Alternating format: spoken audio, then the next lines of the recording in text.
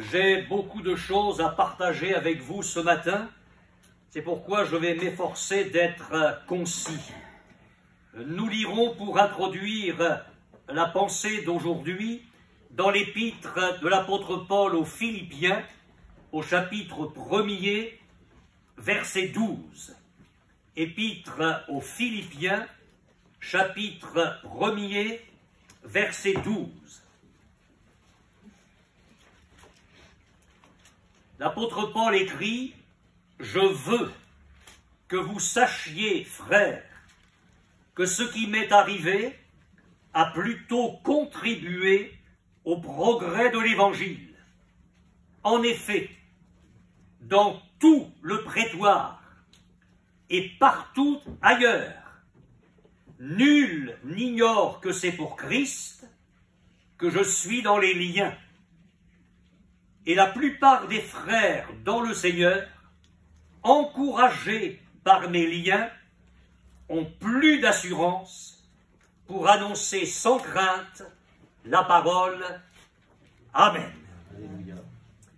Pour faire suite à nos messages précédents, je voudrais partager avec vous quelques pensées ce matin concernant la place de l'évangélisation dans l'enseignement apostolique. C'est-à-dire que je me suis mis dans la peau d'un chrétien du 1er siècle. Les églises recevaient les lettres des apôtres, elles étaient lues publiquement, et je me suis dit, mais qu'est-ce que les premiers chrétiens entendaient et recevaient de la part des apôtres en ce qui concerne le sujet très précis de l'évangélisation. Je voudrais le rappeler encore, juste avant de remonter au ciel, Jésus a laissé à l'Église une vision mondiale, planétaire. Il a dit, vous recevrez une puissance survenant sur vous, le Saint-Esprit, et vous serez mes témoins à Jérusalem, dans la Judée, dans la Samarie et jusqu'aux extrémités de la terre. La mention de l'évangélisation, vous allez le voir avec moi, et la mention de l'esprit de l'évangélisation dans les lettres des apôtres est extrêmement importante. Alors, bien évidemment, ce matin, nous ne verrons pas toute la doctrine de la grâce. Je n'ai pas l'intention de faire tout un exposé sur la personne et l'œuvre de Jésus, le témoignage de Paul, le témoignage de Pierre, le témoignage de Jean, parce que là, il faudrait relire tout le Nouveau Testament. Mais par évangélisation, j'entends ce matin non pas le message d'évangélisation, mais l'esprit d'évangélisation qui doit habiter chacun de nos cœurs, un esprit d'évangélisation qui a été entretenu dans le cœur des premiers chrétiens. Et c'est ce que nous allons essayer de recueillir de la parole de Dieu pour chacun de nous. Creuser les épîtres dans cette direction est très enrichissant. Si vous saviez comme je me suis enrichi cette semaine. Creuser la parole de Dieu, tout l'enseignement apostolique dans cette direction-là est enrichissant pour tous les domaines de notre vie chrétienne, mais en particulier, vous vous en doutez bien, pour notre mission de témoin. Alors la première chose que j'ai relevée, le souci qu'il y avait chez les apôtres, c'est d'informer les églises concernant la progression de l'Évangile. Des informations étaient données aux églises pour que les chrétiens sachent ce qui se passait dans le monde au niveau de l'évangélisation. Nous avons lu ce texte tiré de l'épître aux Philippiens. L'apôtre Paul nous dit qu'il a eu de toutes sortes de problèmes qui ont provoqué son emprisonnement, mais il y a eu des résultats inattendus. Dans tout le prétoire et partout ailleurs, nul n'a ignoré que c'était pour Christ que l'apôtre Paul était dans les liens. Il est nécessaire que les églises soient informées. Et c'est la raison pour laquelle je vous donne régulièrement des informations concernant l'avancée de l'Évangile au milieu des nations. Je vais vous citer un certain nombre de textes, nous ne les chercherons pas ensemble pour gagner du temps. Dans l'épître aux Colossiens, au chapitre 1er, verset 6, Paul, en parlant de l'Évangile, dit « Il est au milieu de vous et dans le monde entier. Il porte des fruits et il va grandissant, comme c'est aussi le cas parmi vous. Depuis le jour où vous avez entendu et connu la grâce de Dieu, conformément à la vérité. » L'apôtre ouvre les yeux des chrétiens sur ce qui se passe au milieu d'eux et leur dit « Mais regardez bien, l'évangile au milieu de vous va grandissant, il porte des fruits, mais j'ai aussi une bonne nouvelle, c'est que ce même évangile va grandissant dans le monde entier. » C'est-à-dire que Paul, inspiré par le Saint-Esprit, alimentait dans le cœur des chrétiens une vision mondiale de l'évangélisation. Et vous remarquez, avec ce texte des Colossiens que je viens de citer, vous notez bien la progression de l'évangile en ce temps-là, y compris localement. Nous nous rendons compte que l'évangile est une véritable puissance de Dieu et que, par la grâce du Seigneur, le royaume des ténèbres recule devant le nom de Jésus. Donc ça, c'est la première chose. Il y avait des informations données aux églises. Et puis, inspirés par le Saint-Esprit, et c'est ma deuxième remarque, les apôtres ont laissé dans le cœur des chrétiens des textes fondamentaux comme un rappel pour l'évangélisation. Et là, j'aimerais que nous lisions un texte qui est comme une grande colonne de l'Écriture dans ce domaine-là. Épître aux Romains, chapitre 10, verset 13. Vous connaissez très bien ce texte. Épître aux Romains, chapitre 10, verset 13. Car quiconque invoquera le nom du Seigneur sera sauvé. Vous y croyez toujours pour aujourd'hui? Alors vous le verrez. Comment donc? L'apôtre lance une parole très forte, et puis après il dit, maintenant, attendez, parce qu'il faut savoir comment ça va se produire, ça. Il y a un principe, Et le principe, c'est que quiconque invoquera le nom du Seigneur sera sauvé. Alors on dit, oui Seigneur, amen, alléluia, on l'attend, c'est formidable. Mais le Saint-Esprit dit, mais maintenant vous allez essayer de comprendre comment ça va se passer tout ça. Comment donc invoqueront-ils celui en qui ils n'ont pas cru? Et comment croiront-ils en celui dont ils n'ont pas entendu parler? Et comment en entendront-ils parler s'il n'y a personne qui prêche? Et comment y aura-t-il des prédicateurs s'ils ne sont pas envoyés selon qu'il est écrit? Et là j'ai découvert que mes pieds sont beaux, qu'ils sont beaux, les pieds de ceux qui annoncent la paix, de ceux qui annoncent de bonnes nouvelles. Mais tous n'ont pas obéi à la bonne nouvelle.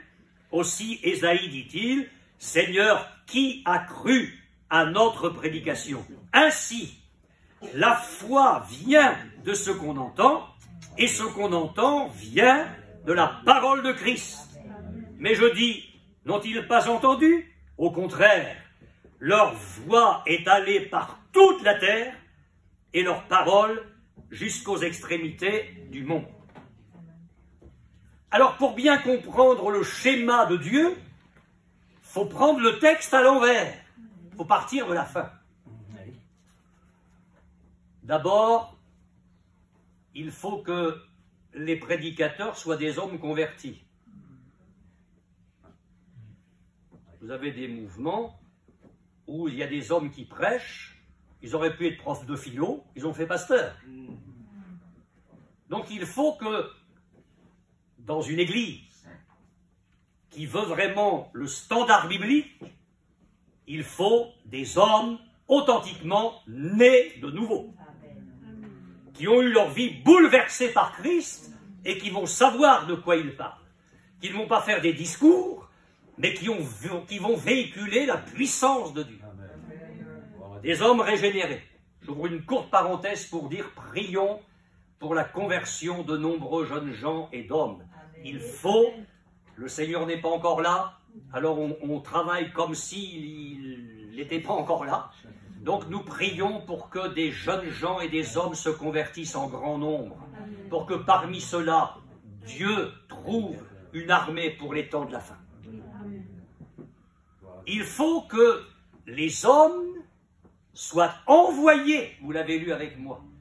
C'est-à-dire que ce ne sont pas des hommes qui vont se propulser dans le ministère, mais des hommes que le Seigneur va qualifier, auxquels il va donner un ministère. Ensuite, il faut que ces hommes-là prêchent pour que la parole soit entendue, qu'elle soit reçue et qu'elle soit crue.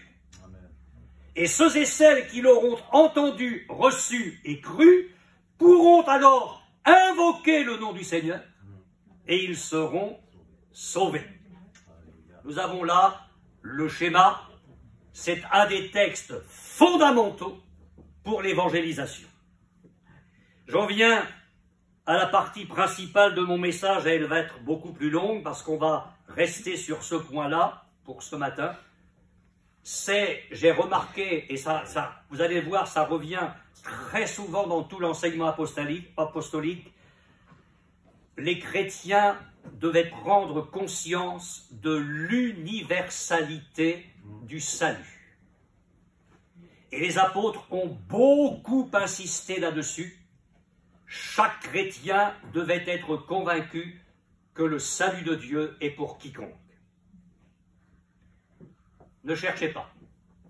1 Timothée chapitre 2 versets 3 et 4. Dieu notre Sauveur veut que tous les hommes soient sauvés et parviennent à la connaissance de la vérité. Ça, c'est un puissant stimulant pour nous amener à évangéliser. Parce que nous allons entrer dans la pensée de Dieu. Épître à Tite, chapitre 2, verset 11. La grâce de Dieu, source de salut pour tous les hommes, a été manifestée. Alors vous allez me dire, mes frères Ballières, ça on sait. Si on est venu au culte ce matin pour entendre que la grâce de Dieu est une source de salut pour tous les hommes, et si on est venu pour entendre que Dieu veut que tous les hommes soient sauvés, ça on sait. On aimerait bien entendre des choses nouvelles. Ne vous attendez pas de ma bouche à entendre des choses nouvelles. Quand des chrétiens sortent d'une réunion en disant « on n'a jamais entendu ça », ça m'étonne, ça m'inquiète. Ça m'inquiète parce que la parole de Dieu, elle se termine avec le chapitre 22 de l'Apocalypse. Il n'y a pas de chapitre 23. Donc, les prédicateurs rediront toujours ce qu'il y a dans la parole de Dieu parce que cette parole, elle est vivante, elle est éternelle. Je voudrais vous faire remarquer que les deux textes que je viens de vous citer, Timothée et Tite, sont tirés d'épîtres qu'on a appelées pastorales. C'est-à-dire qu'elles ont été écrites à des pasteurs. Quand l'apôtre Paul dit « Dieu veut que tous les hommes soient sauvés », il écrit ça à un pasteur. Quand il écrit la grâce est une source de salut pour tous les hommes, il l'écrit à un responsable d'église. Et je me dis que si le Saint-Esprit a trouvé bon de rappeler ça, à des pasteurs. À combien plus forte raison son Église tout entière a besoin d'être convaincue. Et laissons cette vérité s'implanter dans notre cœur avec force. Oui, Seigneur, tu veux que tous les hommes soient sauvés. Oui, Seigneur, ta grâce est une source de salut pour tous les hommes. Nous avons besoin d'entretenir une vision mondiale, planétaire de l'évangélisation. Et nous l'entretiendrons ensemble, je vous le dis, ici dans notre Église, le mercredi soir, dans nos réunions de prière. Nous l'entretiendrons en bâtissant le programme de témoignage qui se met sur pied. Peut-être serons-nous appelés à le concrétiser dans l'offrande. Mais quoi qu'il en soit, ces choses-là ne vont pas rester une théorie. Ensemble, nous allons bâtir quelque chose pour la gloire de Dieu. Alors, dans le prolongement de cette pensée, découvrons le fait que Dieu est prêt à accepter quiconque sans faire de différence. Alors là, nous sommes tous d'accord? Non? Et quand ça va être sur le plan pratique, vous allez voir.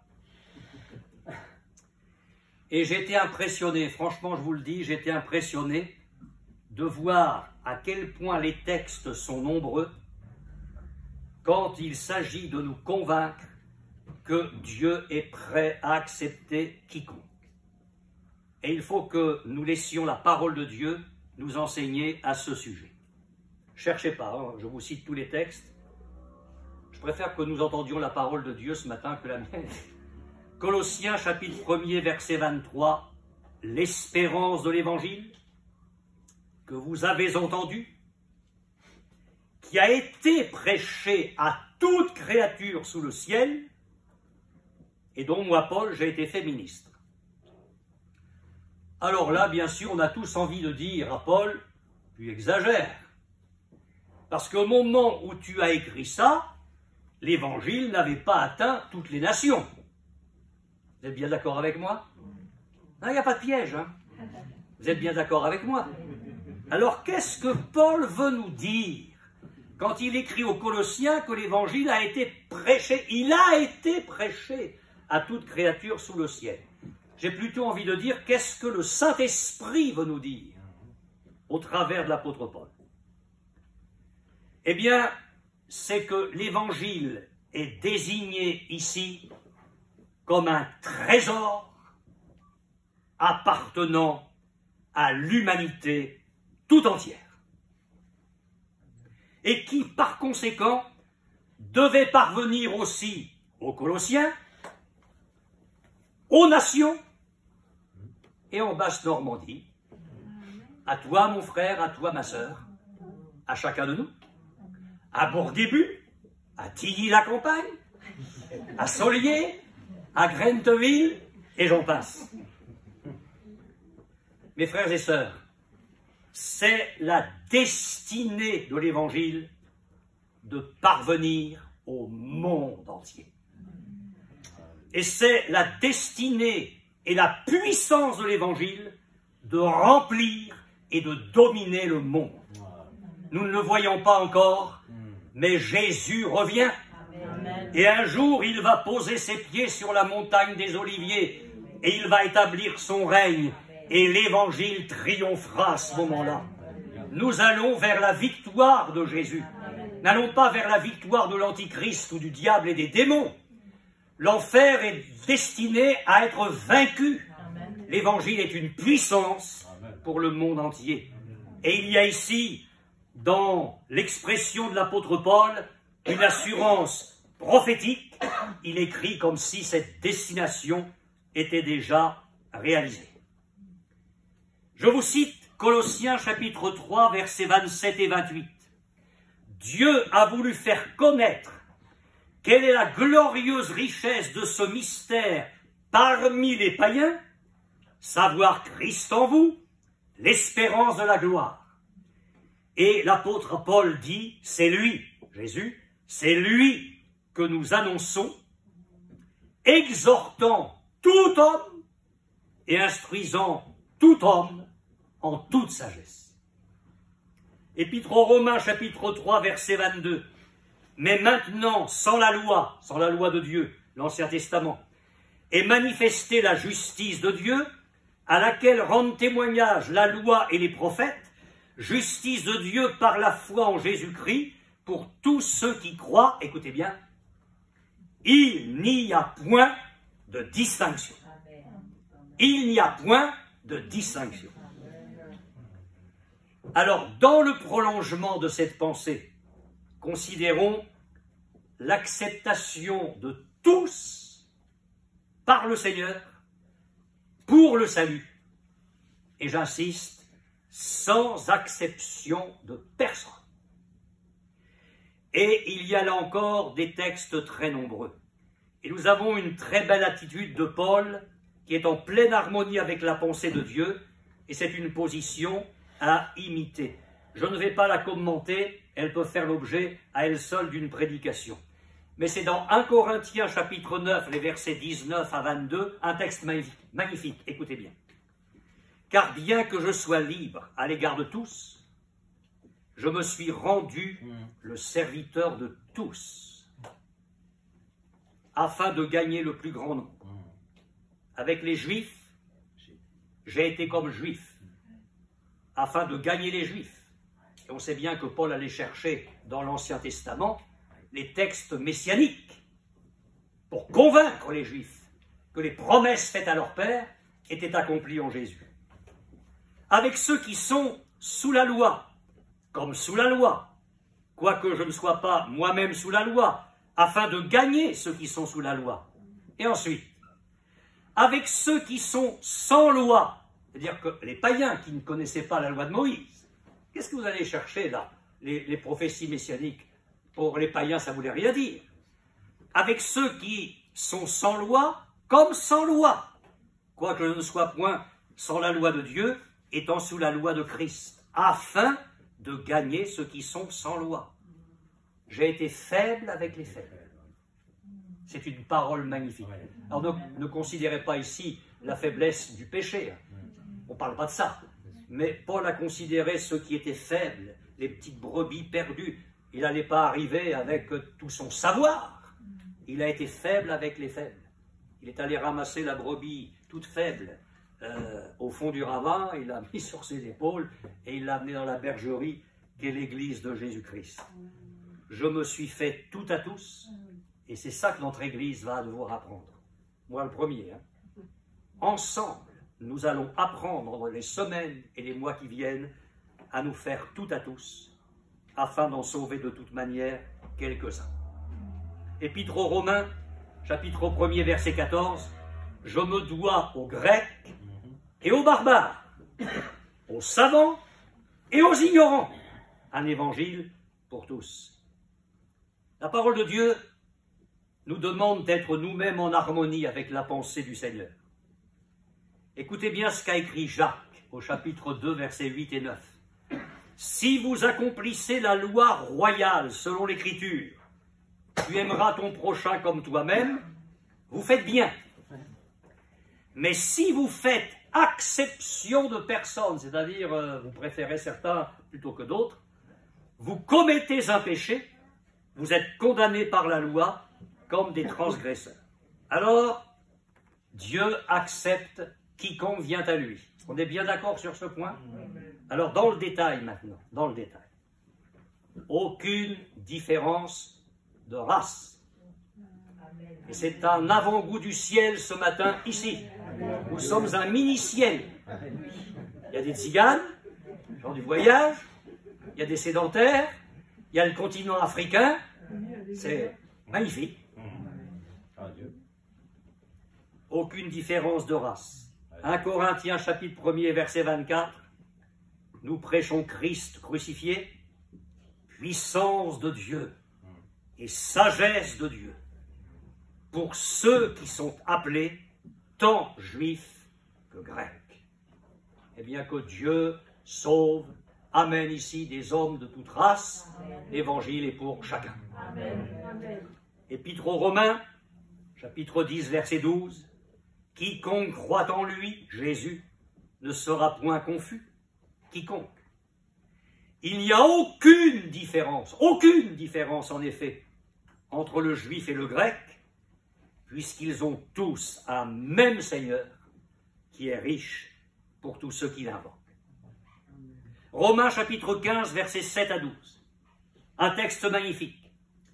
Accueillez-vous donc les uns les autres comme Christ vous a accueillis pour la gloire de Dieu. Quand des amis vont venir dans nos réunions d'évangélisation, là, il ne faut plus s'occuper de nous, entre nous, enfin s'occuper des gens, pour les accueillir. Il ne s'agit pas de tomber à 15 sur une personne.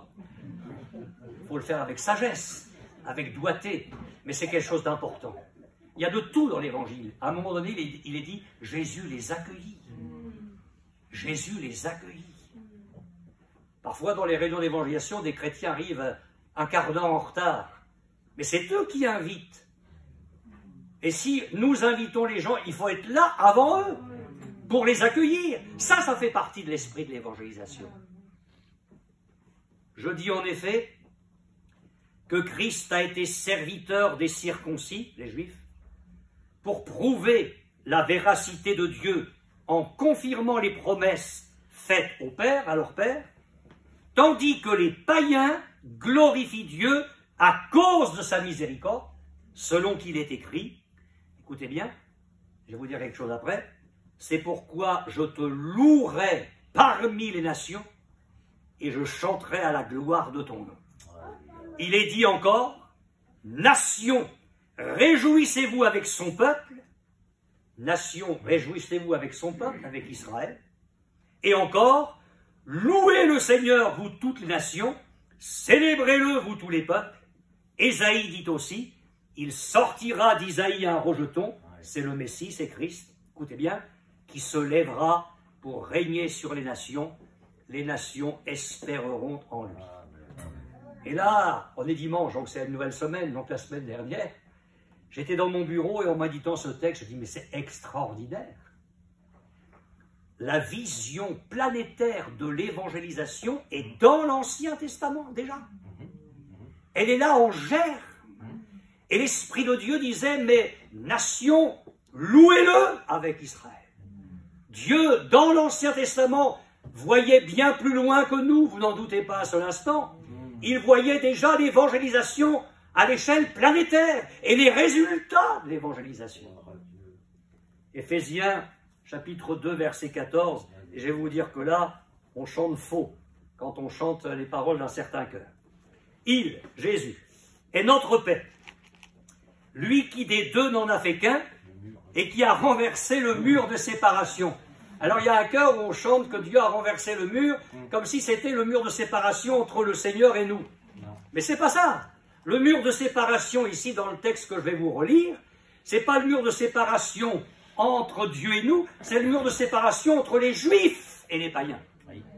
Écoutez bien, il est notre Père, Christ, lui qui des deux, païens et Juifs, n'en a fait qu'un, et qui a renversé le mur de séparation, l'inimitié, afin de créer en lui-même, en Jésus, avec les deux, c'est-à-dire les Juifs sauvés et les païens sauvés, afin de créer en lui-même avec les deux un seul homme nouveau, en établissant la paix, et de les réconcilier l'un et l'autre en un seul corps, l'Église, avec Dieu par la croix, en détruisant par elle l'inimitié. Il est venu annoncer la paix à vous qui étiez loin, les païens, et la paix à ceux qui étaient près, les Juifs, parce que s'il y a des gens qui étaient près du plan de salut de Dieu, c'est bien eux, malheureusement, ils ont échoué en partie jusqu'à ce jour. Épître aux Éphésiens. Ce mystère, chapitre 3, verset 6, ce mystère, c'est que les païens sont co-héritiers, forment un même corps et participent à la même promesse en Jésus par l'Évangile. Épître aux Philippiens, chapitre 4, verset 22, tous les saints vous saluent, et principalement ceux de la maison de César. Je vous ai montré là que dans le plan d'acceptation de Dieu pour le salut, Dieu ne fait aucune différence de race, aucune différence de rang social. 1 Corinthiens chapitre 7, versets 21 et 22. As-tu été appelé étant esclave? Pour remettre les choses dans le contexte de l'époque. Ne t'en inquiète pas. Mais si tu peux devenir libre, profites-en plutôt. Car l'esclave qui a été appelé dans le Seigneur est un affranchi du Seigneur. De même, l'homme libre qui a été appelé est un esclave de Christ. Il y avait des différences dans la société à ce moment-là. Des esclaves, des hommes libres, l'Évangile ramassait tout le monde, enfin, ceux qui acceptaient Jésus. Dans les églises, il y avait des esclaves, il y avait des hommes libres. C'était le fruit de la grâce de Dieu qui acceptait quiconque se repentait sans faire de différence de rang social. Vous savez que l'apôtre Paul a été emprisonné pour sa foi à plusieurs reprises. Il y a eu une période où, je ne sais pas si c'était dans la cellule d'à côté ou dans la même cellule, il y avait un certain Onésime. C'était un esclave qui était parti de chez Philémon en emportant la caisse. Et puis il a suivi son chemin, puis s'est retrouvé en prison, à côté, là où il ne fallait pas, hein, à côté d'un, il ne fallait pas s'il ne voulait pas changer de vie, à côté d'un certain apôtre Paul. L'apôtre Paul lui a annoncé l'évangile, et Onésime s'est converti. Et on remarque là l'amour de l'apôtre Paul qui parle d'Onésime comme l'enfant qu'il a engendré, étant dans les chaînes. Alors il envoie une lettre à Philémon, il dit « Je t'écris, parce que je te le renvoie, j'aurais bien aimé le garder, mais il faut que ton bienfait soit volontaire. Je te le renvoie comme mes propres entrailles. » Parfois on se demande pourquoi Dieu nous fait passer par certains chemins. J'hésite à vous le dire parce que je vais m'entendre le dire et ça va me concerner aussi, et j'aime pas trop ça. Mais il y a des moments où Dieu nous fait passer par certains chemins parce que si on ne passe pas par ce chemin-là, on ne rencontrera jamais ceux qui y sont. Comment Onésime se serait-il converti s'il n'y avait pas eu un apôtre Paul emprisonné? Alors oui, parfois, Dieu permet qu'un chrétien aille à l'hôpital. « Ah mais Seigneur, tu guéris. Qu'est-ce que c'est que ça? Chrétien qui se retrouve à l'hôpital, entre les mains des médecins. » Et puis le chrétien, il parle au voisin de chambre, qui se convertit ou pas. Ça, c'est son problème. Mais il aura entendu. Et ce que j'essaie de vous faire comprendre, c'est qu'il y a des moments où Dieu nous fait passer par certains chemins pour que nous côtoyions des gens qui, si nous ne passions pas par là, n'entendraient pas parler de l'Évangile. Dieu ne fait aucune différence de rang social. Un jeune pasteur a vu se convertir dans son assemblée un avocat. Il est arrivé tout excité auprès d'un pasteur plus ancien. Comme c'est enregistré que ça va partout dans le monde, je ne citerai pas le nom de ce pasteur, mais je l'ai connu. C'était une colonne, un véritable ministère d'apôtre, je crois, un homme d'autorité, un homme magnifique. Le Seigneur seul est magnifique, mais je me comprends. Alors le jeune pasteur est arrivé tout excité. « Monsieur, dans mon assemblée, il y a un avocat qui s'est converti. » Il a bien fait. Ah ben l'ardeur du jeune pasteur s'est calmée, 5 minutes. Ben oui, et alors? Parce que s'il y avait eu un malheureux, il ne serait pas arrivé tout aussi enthousiasmé. Qu'est-ce que c'est que ça? Parce que les péchés d'un avocat sont plus nobles que les péchés d'un homme ordinaire. Mais qu'est-ce que c'est que cet évangile-là? Alors si des gens viennent au milieu de nous, directeurs d'entreprise, avocats, ben ils se convertissent, ils auront bien fait. Mais ils seront pas moins, plus honorés que vous.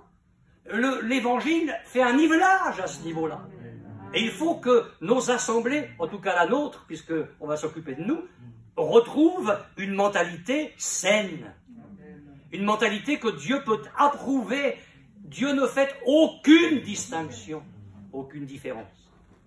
Je ne sais pas si vous achetez le dentifrice Colgate, mais ça remonte à Samuel Colgate, qui était un chef d'entreprise américain chrétien. Quand vous achetez Colgate, vous penserez à ça.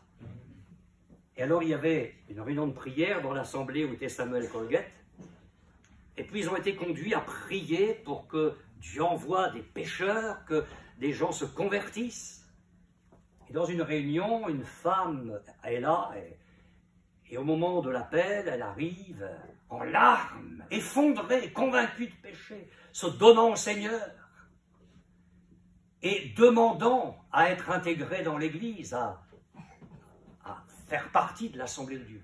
Et là, il y a un autre chrétien qui a dit, je pense que ça vaudrait la peine que le conseil de l'Église se réunisse, examine cette proposition. Et là, Samuel Colgate s'est levé. Il a dit, mes frères, pardonnez-moi, mais nous nous sommes trompés. Nous avons prié pour que Dieu envoie au milieu de nous des pécheurs, mais nous avons oublié de demander au Seigneur le genre de pécheur qu'il faudrait qu'il amène. Et je pense qu'il va falloir que nous rectifions le tir et que nous précisions à Dieu le genre de pécheur que nous aimerions qu'il vienne au milieu de nous. Et les frères anciens ont compris le message, ont demandé pardon à Dieu et ont intégré cette femme. Dieu accepte. On va refuser, nous? Dieu accueille. Et il va falloir que nous nous alignions sur la pensée du Seigneur.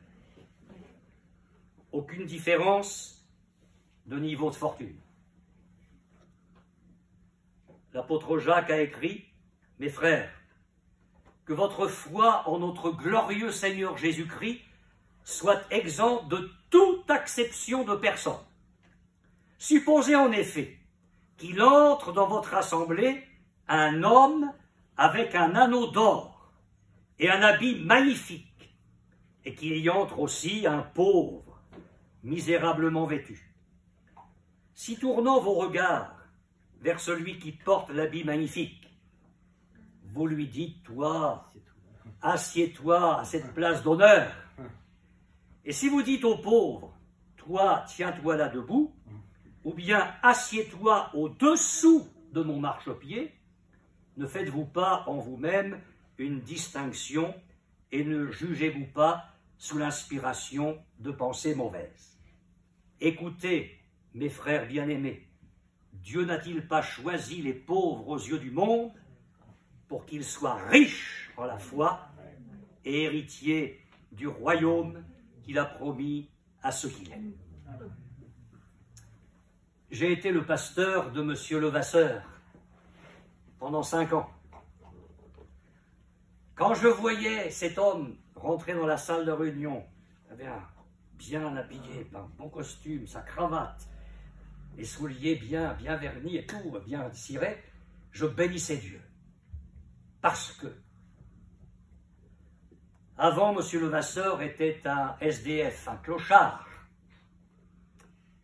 alcoolique. Et sa chambre à coucher, c'était les wagons de marchandises parqués sur le port de Rouen. Il attendait la nuit tombée, et dès qu'il voyait qu'un wagon était stationné pour la nuit et libre, c'est là qu'il dormait. Jusqu'au jour où une chrétienne d'un certain âge de l'Assemblée est allée parler de Jésus à M. Levasseur. Il est venu à la réunion et il s'est converti. Vous n'auriez jamais pu, par l'aspect extérieur de ce frère ensuite, soupçonner de ce que était sa vie avant. La grâce de Dieu transforme. Et je dis que le Seigneur anoblit, le Seigneur enrichit. Je ne parle pas au niveau des finances, je parle sur le plan moral, sur le plan intérieur. Nous n'avons pas le droit de faire de différence de niveau à ce niveau-là, parce que Jésus est magnifique. Aucune différence de moralité. Les chefs religieux disaient oh, Jésus, mais il accueille des gens de mauvaise vie. Et il mange avec eux. Ben heureusement, qui y serait allé? Sûrement pas Caïphe, le souverain sacrificateur, ni toute sa tribu du Sanhédrin.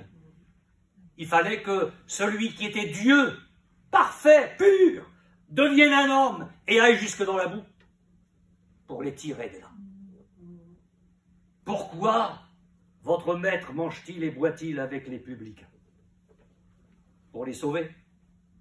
Et je termine avec le choix de Dieu. Je vais faire vite. 1 Corinthiens chapitre 1er, versets 26 à 29. Considérez, frères. L'apôtre Paul dit, vous allez regarder. Au milieu de vous. Faire un état des lieux. Considérez, frères, que parmi vous qui avez été appelés, il n'y a ni beaucoup de sages selon la chair, ni beaucoup de puissants, ni beaucoup de nobles. Mais Dieu a choisi. Nous allons être là dans le choix de Dieu. Dieu a choisi les choses folles du monde pour confondre les sages.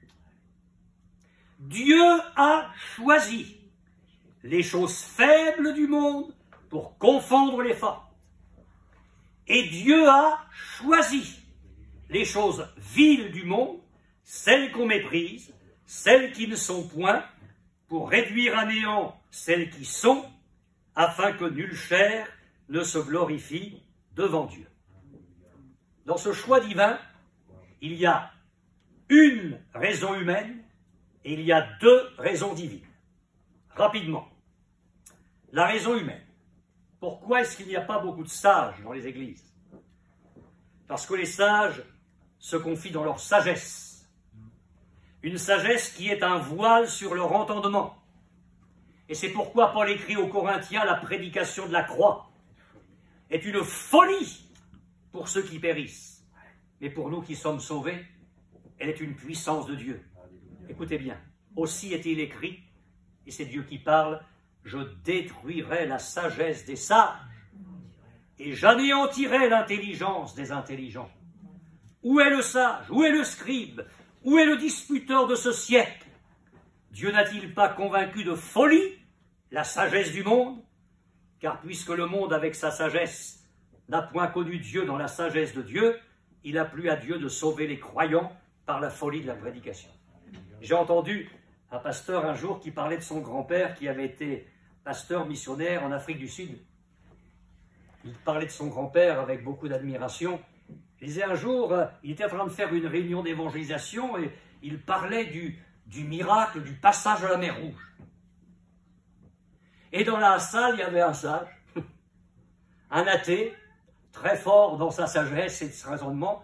Il a dit, oh, mais écoutez, monsieur, il l'a interrompu, on sait très bien que ce Moïse qui avait été élevé dans la sagesse des Égyptiens connaissait un endroit où c'était un gué avec 50 cm d'eau.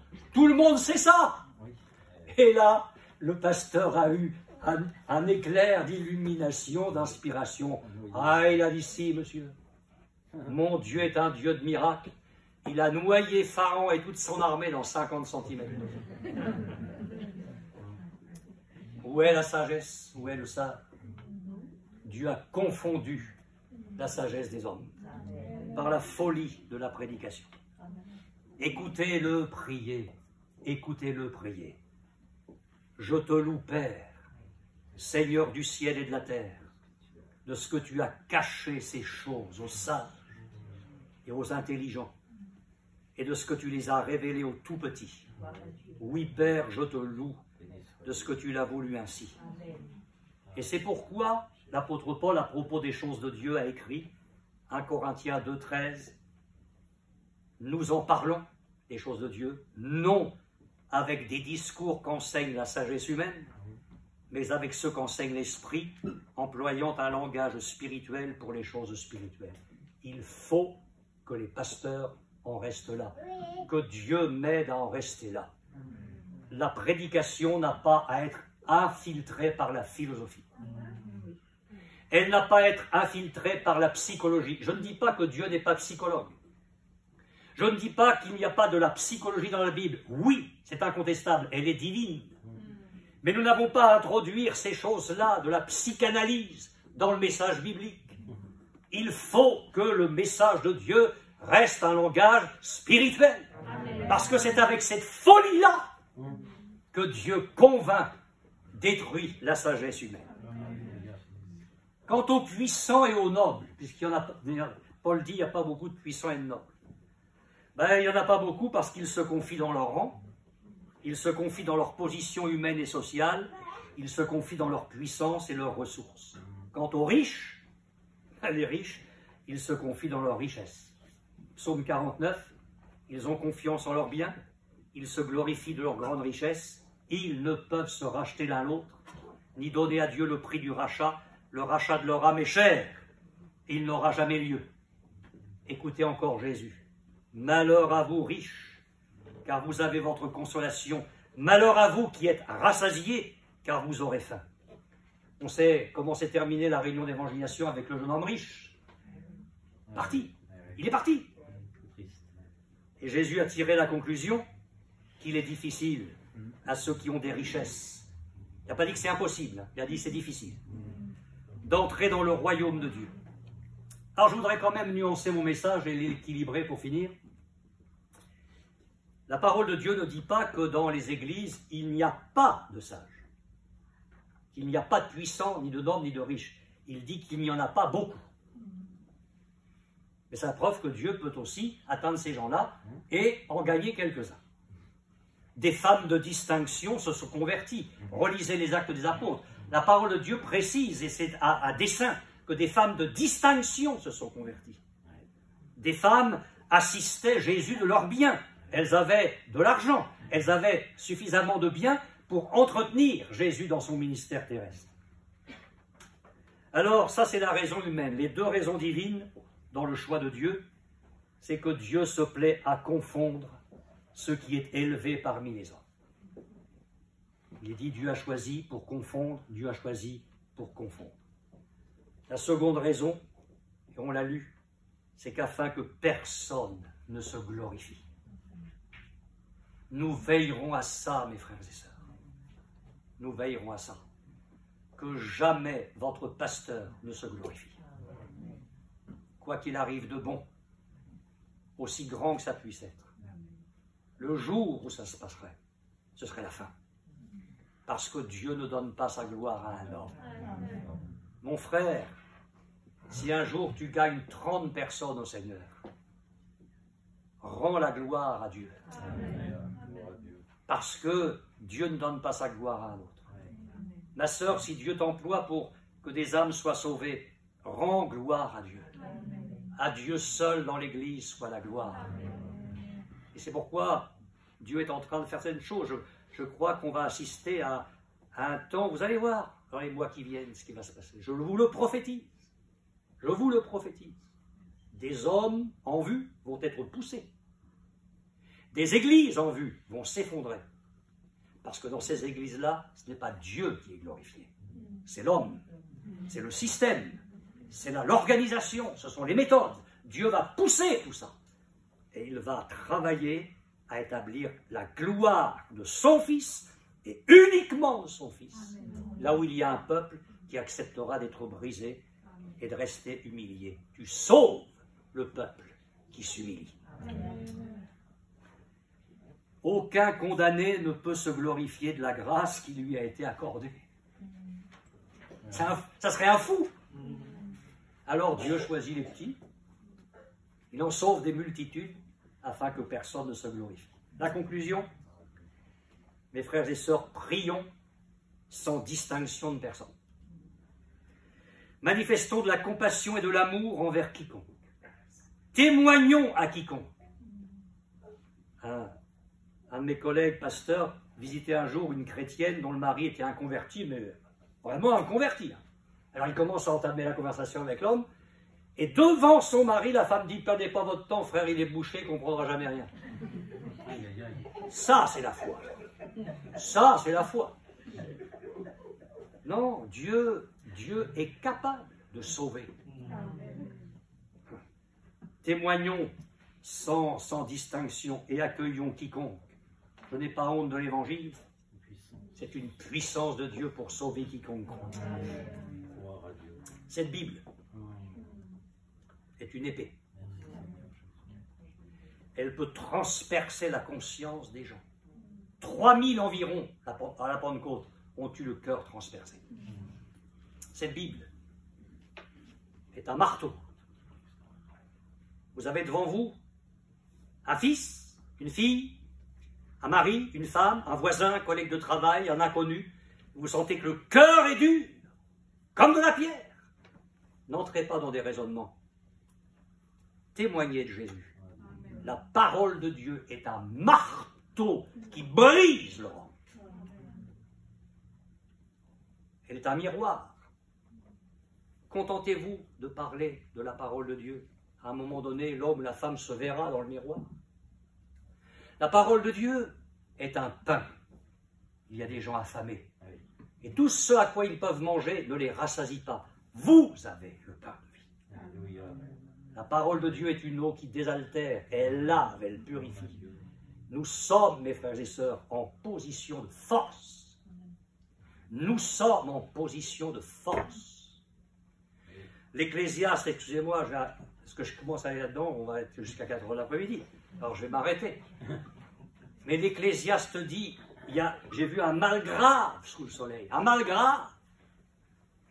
J'ai vu des esclaves sur des chevaux et des princes marchant à terre comme des esclaves. Ça, c'est une erreur de gouvernement. Il le dit. Il ne va pas falloir que nous nous trompions de gouvernement dans notre Église. Il va falloir que les princes et les princesses soient sur les chevaux. Nous n'avons pas de complexe à faire devant le monde. Aucun complexe. Nous sommes en position de force parce que nous sommes détenteurs de l'Évangile qui est une puissance de Dieu pour sauver quiconque croit. Alléluia. On va prier le Seigneur pour terminer.